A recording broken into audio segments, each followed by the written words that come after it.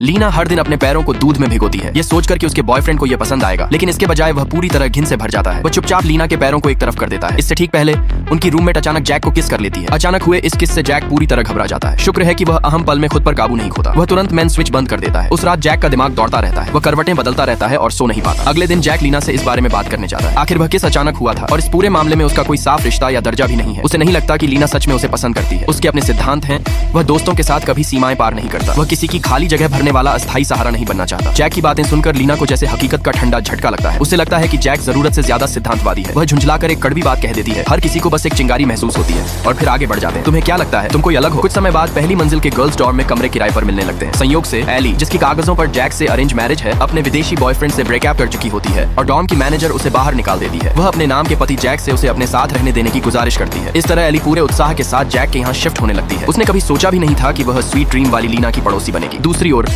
Jack से प्यार करने वाली हेलेन भी एक सीनियर के प्रपोजल को ठुकरा देती है और अपने सख्त घर से निकल जाती है। वह लिटरेचर क्लब में एक छोटा सा कमरा लेती है। वह यह जगह इसलिए चुनती है क्योंकि वहाँ की छत से सीधे जैक के अपार्टमेंट को देखा जा सकता है। इस समय तक हेलेन अपने अत्याचारी पिता से सारे रिश्ते तोड़ चुकी है। उसकी आर्थिक मदद भी बंद हो चुकी है। वह खुद कमाकर अपना खर्च उठाने लगती है और नहीं चाहती कि जैक उनके बीच की अमीरी गरीबी के फर्क को लेकर गलतफहमी पाल ले। जब लीना को यह पता चलता है तो वह तुरंत हेलेन को अपने साथ रहने का निमंत्रण दे देती है। मिलनसार एली की हेलेन से तुरंत दोस्ती हो जाती है। वह जैक से लड़कियों के स्वभाव के बारे में पूछती है, लेकिन स्वभाव से घुल मिल जाने वाली होने के कारण उसे लीना के ठंडे व्यक्तित्व का अंदाजा नहीं होता। लीना सिर्फ जैक के सामने एक चुलबुली मासूम लड़की की तरह व्यवहार करती है, जबकि बाकी लड़कियों के सामने वह पूरी तरह गंभीर और बड़ी बहन जैसी बन जाती है। जो लीना हमेशा अकेले रहने की आदी रही है, वह अब भी कभी कभी ताजी हवा लेने बाहर निकलती है।